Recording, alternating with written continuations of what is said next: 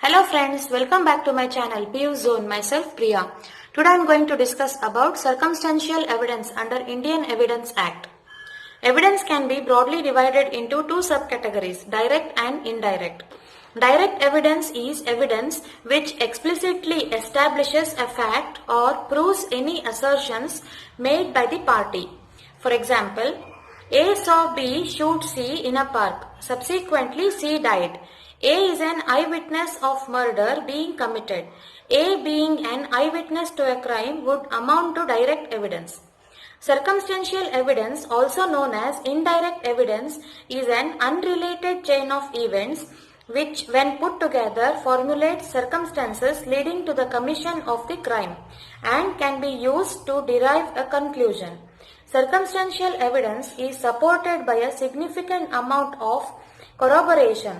Convictions, if based on circumstantial evidence, require an unbreakable link between the criminal and the crime. For example, if police retrieves stolen goods from the house of a suspect, although it establishes that the suspect has stolen the goods, but does not necessarily establish guilty or the fact that he must have stolen the goods. Recovery of goods in the house of a suspect is a circumstantial evidence, as the goods might be placed there by someone else, thus not establishing complete guilt but forming a chain of events. In the case of Ashok Kumar versus State of Madhya Pradesh, the Supreme Court held that for circumstantial evidence to sustain conviction, the chain of events should be complete and should establish the guilt of the accused without probability of any other alternative. Now let us know the essentials of circumstantial evidence. Evidence plays a vital role in delivering justice to the innocent. However, one should take care of any evidence which is going to be produced before the court, as it must fulfill the essential elements of being admissible in court. A case can be solely adjudged by circumstantial evidence if the following essentials are fulfilled. First one, the circumstances from which the guilt is established should be proven. Second, each one of the facts should be according to the hypothesis of the guilt of the accused. Third, the circumstances should be conclusive in nature. Fourth, the evidence should prove the guilt of the culprit beyond a reasonable doubt. Now let us discuss about last seen doctrine. However, circumstances leading to last seen together does not necessarily imply that it was the accused who has committed the crime. If the circumstances are limited to just last seen together without further corroboration, conviction cannot be based on the said assertion. The doctrine of last seen together shifts the onus onto the accused to establish his innocence. The last seen together is not a conclusive proof establishing guilt. It is imperative to look at surrounding circumstances such as victim relationship, history of hostility, weapon recovery, relationship between the victim and accused, among others.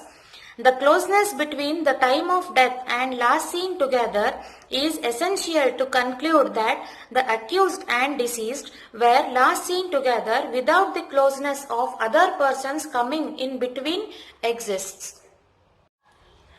Now let us look into circumstantial evidence as per Section 106 of Indian Evidence Act.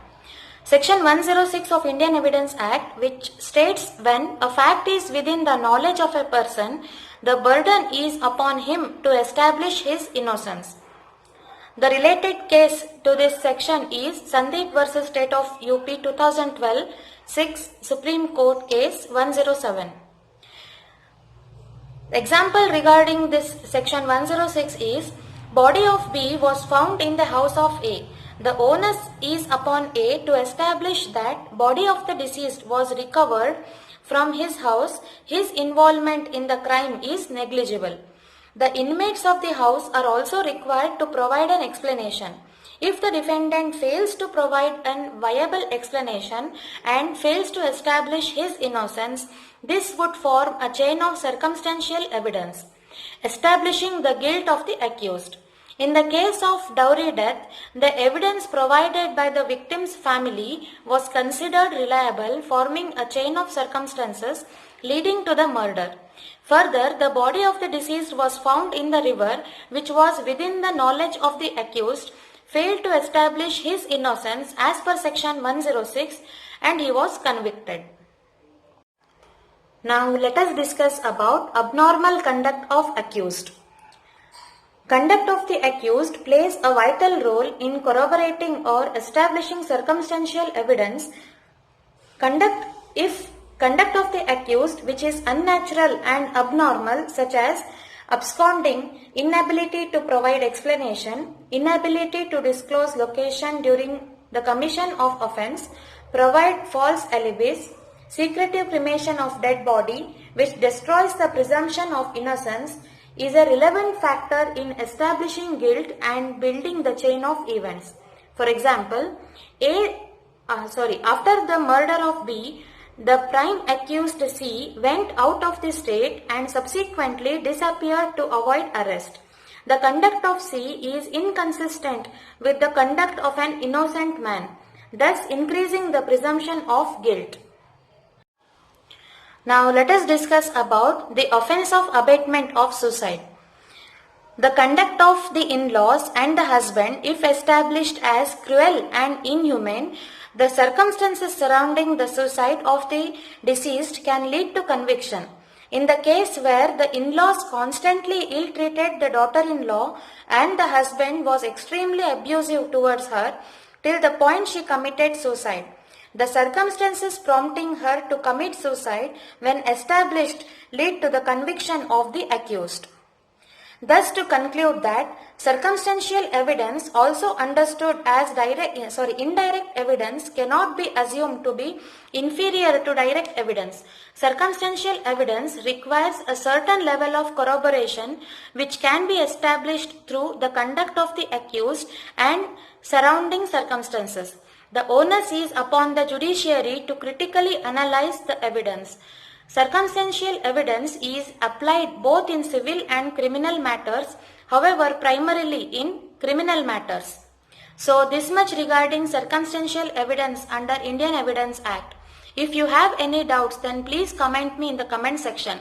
And if you like the video, then please subscribe to my channel and please click on bell icon for further notifications. Thank you.